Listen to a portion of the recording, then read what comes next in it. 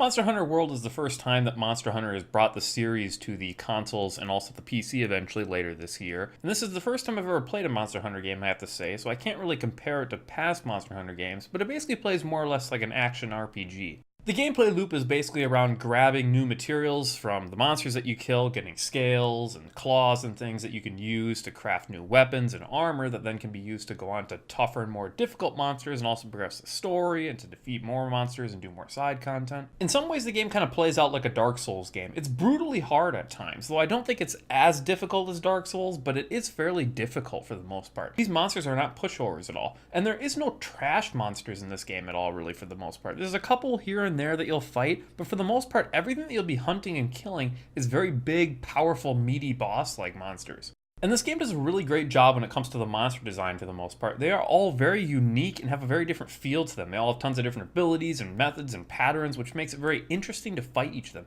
It makes each one feel like its own boss battle. You've got monsters like the Tobi-Kadachi, which is an electric tiger cat thing that can grab onto trees and then glide at you and try and grab you, or it can whip its tail around, causing electric shocks. It's really cool. You've got the T-Rex that's very interesting, it has a different feel. There's fire-breathing dragons. There's all sorts of different monsters. You even got things that kind of roll around like a hedgehog. It's really crazy. And then on top of that, each monster has added complexity because there's parts of it that you can damage for bonus materials that you can gather, such as there's a horn you could break off and get new materials, or a tail that'll give you more harvest.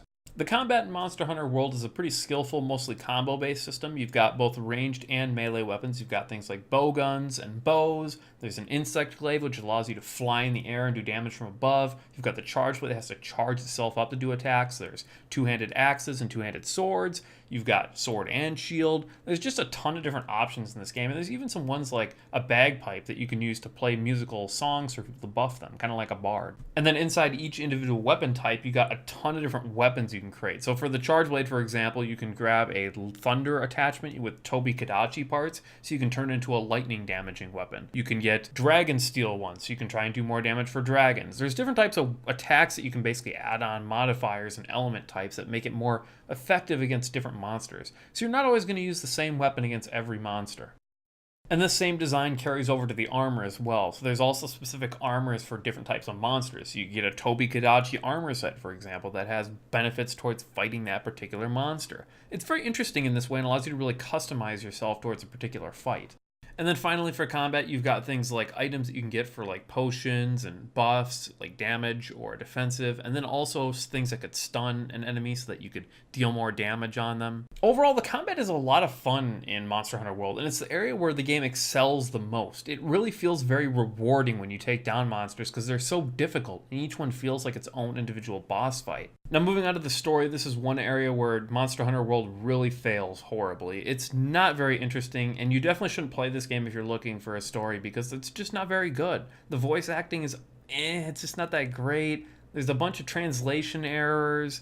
The characters are okay, but they're not really gripping or interesting, and you don't really interact with a lot of them. They don't follow you into the world really, other than your little cat companion that helps you out in combat. And then the actual story, the main anchor of it, Zora Magdaros, just isn't very interesting at all. There's these missions that it comes down to where it's trying to make this epic conclusion where, what is Zora Magdaros doing? We have to stop it! Stop it now! But all you do is just run back and forth grabbing cannonballs and putting it into cannon shells that you kind of just barely aim, push around, and shoot aimlessly at Zora Magdaros until eventually its health bar depletes and it ends. It's just boring. It's not exciting or engaging at all. And it really took the game, which was at a very amazing gripping pace up until that point, to an absolute stall. Which is really odd because the game tries to make a really big deal about it with the characters shouting about how we must stop it, we must do something, but it's just not that exciting at all. Overall, the campaign, the actual story just isn't very fun. It's not very enjoyable. And as I said before, don't play this game if you're looking specifically for a story. You have to really enjoy the gameplay and really be okay with pushing through a pretty bland and boring story.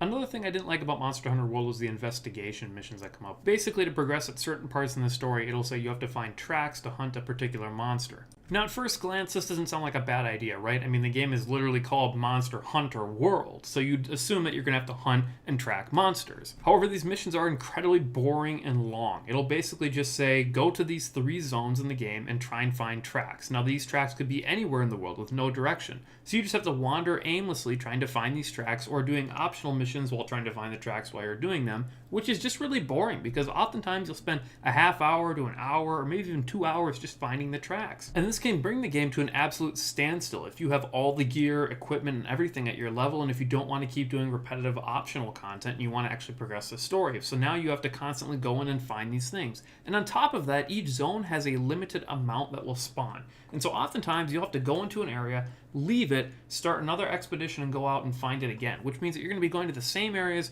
repetitively trying to find these tracks. It's just a bad design. It really doesn't belong. Now, one more irritating thing about Monster Hunter World is the way the co-op works. There's this kind of weird thing where sometimes it'll let you join a friend who is watching a cutscene or has to watch a cutscene to get to a certain point in the quest. And other times it'll say your friend has to complete all the cutscenes and then you can finally join them in the story mission. This doesn't happen at all with optional missions, but it does happen with some story missions, and it's just really irritating. I don't know why they even bothered doing it that way if some of the other missions you can literally watch the cutscene with your friend. So why does it restrict you sometimes in this game at all? And it's not fun. Now, finally, one last positive thing about this game. The graphics and sound of this game are fantastic. The locations look great and in some ways remind me of Final Fantasy. They're very unique, thought out. All the different zones have very different feel to them and different monsters, and everything about them just feels different, which is really great, and it pulls you in. And then on top of that, you have a fantastical musical score in the background that is awesome.